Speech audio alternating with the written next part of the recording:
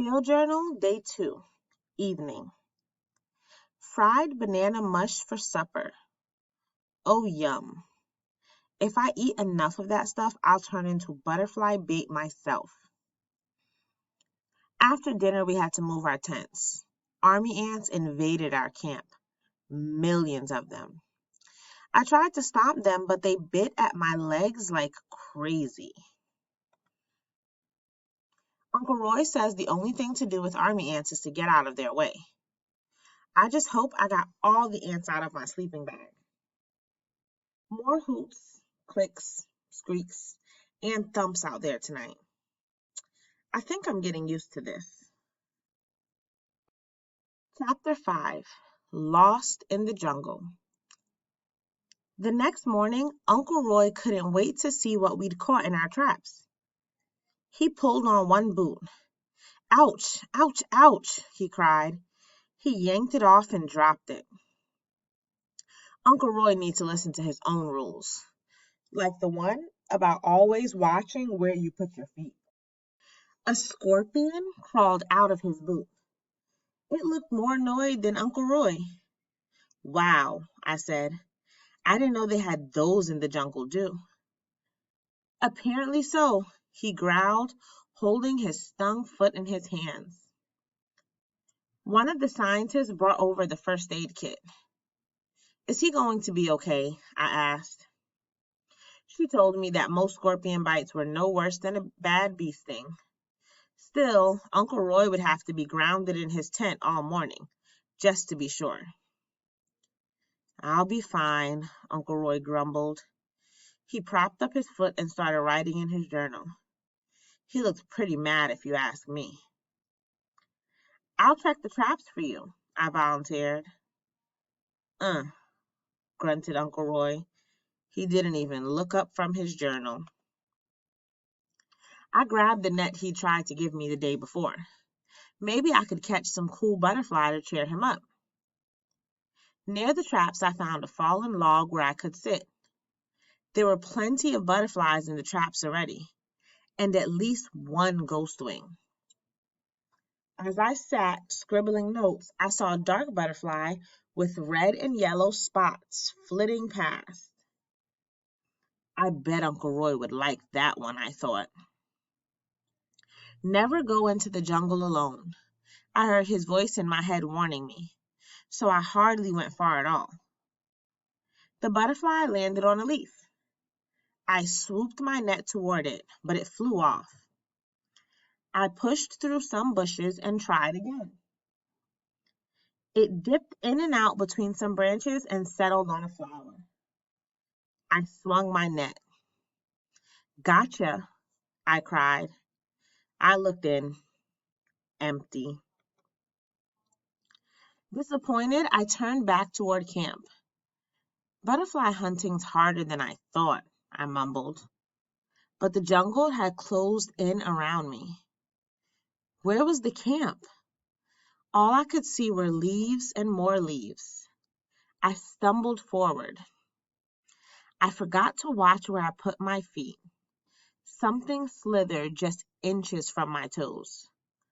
I began to sweat.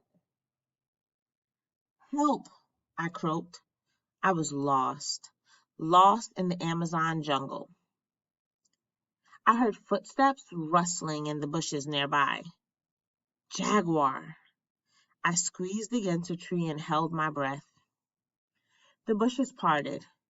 It was Uncle Roy. He hobbled into the clearing. Jeff, how many times have I told you not to?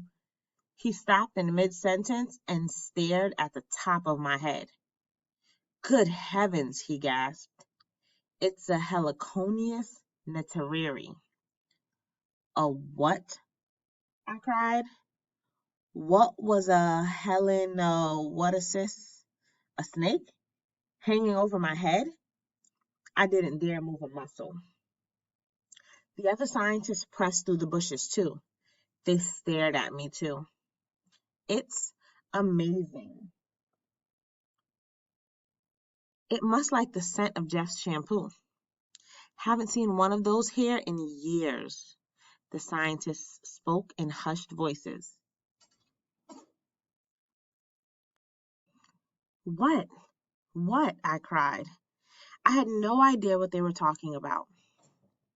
Congratulations, Jeff. You found a very rare long-winged butterfly, Uncle Roy said.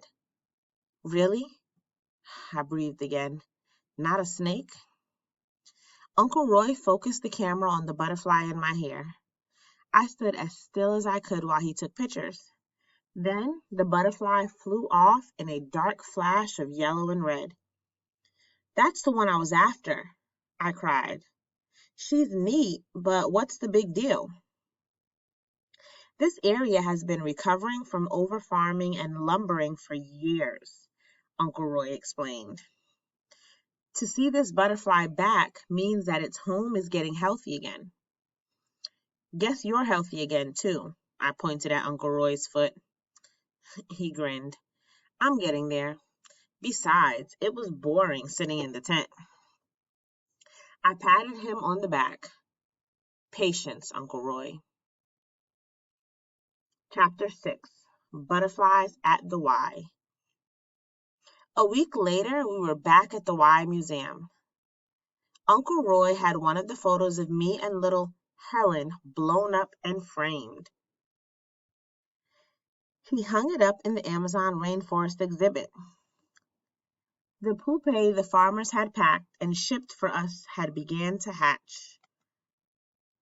Already the new greenhouse was filled with butterflies and visitors. Hey, he's the one in the picture, I heard a little boy shout.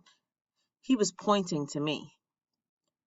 Isn't it great to be famous? Uncle Roy remarked.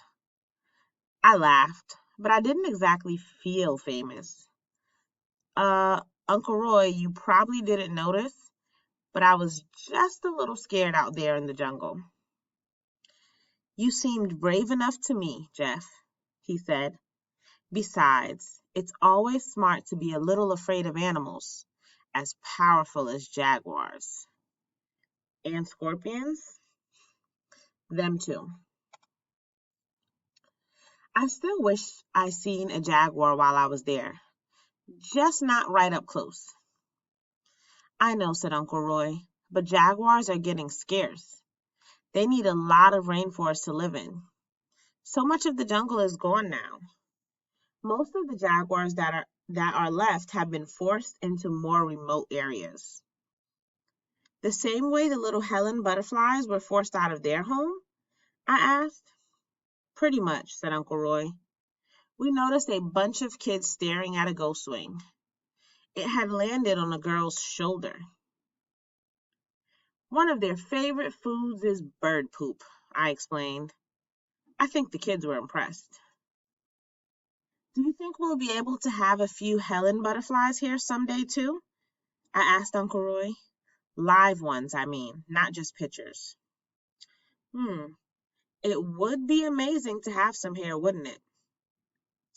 I could tell what was on his mind. Guess we'll have to go back soon and see how they're doing, I suggested. The Helens and the Jaguars? Exactly what I was thinking, said Uncle Roy. I knew it, I cried.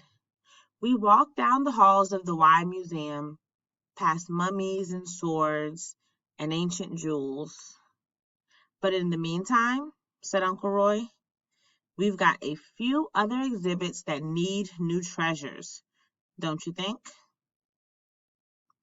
The end.